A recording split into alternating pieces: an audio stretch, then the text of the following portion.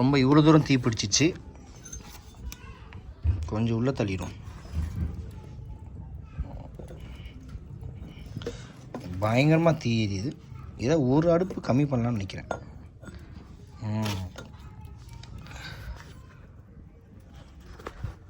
Hi my dear lovely love friends, இன்னிய நாள் வந்து என்ன நாள்னு பார்த்தீங்கன்னா ஆர் மோனேஷ் பிறந்த நாள், அதாவது நான் பார்ன் ஆன date.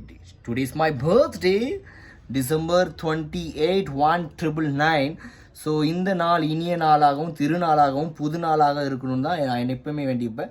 Not only for me, each and everybody who those who born in this world, for entire person. At the same time எல்லாருமே அவங்க நாள் ரொம்ப ஸ்பெஷலாக நாளாக தான் இருக்கும். ஏன்னா இன்றைக்கி வந்து பார்த்தீங்கன்னா ரொம்ப நாள் கழித்து இன்றைக்கி வந்து, அதாவது இங்கே வந்ததில் இந்த பாட்டி வீட்டில் இருக்கேன், மகாராஷ்டிராவில் இருக்கேன். இட்ஸ் நாக்பூருக்கு முன்னாடி வரும்.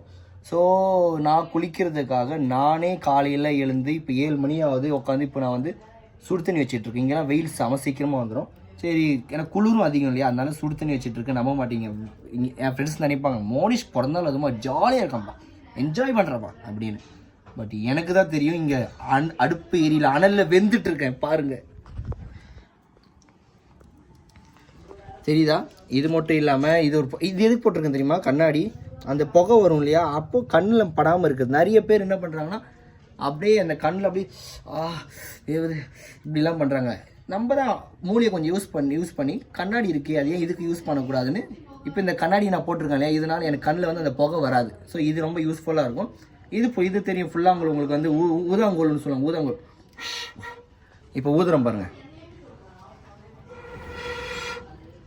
எப்படி எரியுது பார்த்தீங்களா, தகன்னு. அது வந்து எரியறதுக்கும் யூஸ் பண்ணலாம், இது ரொம்ப யூஸ்ஃபுல்லானது. நல்லா எரியுதா?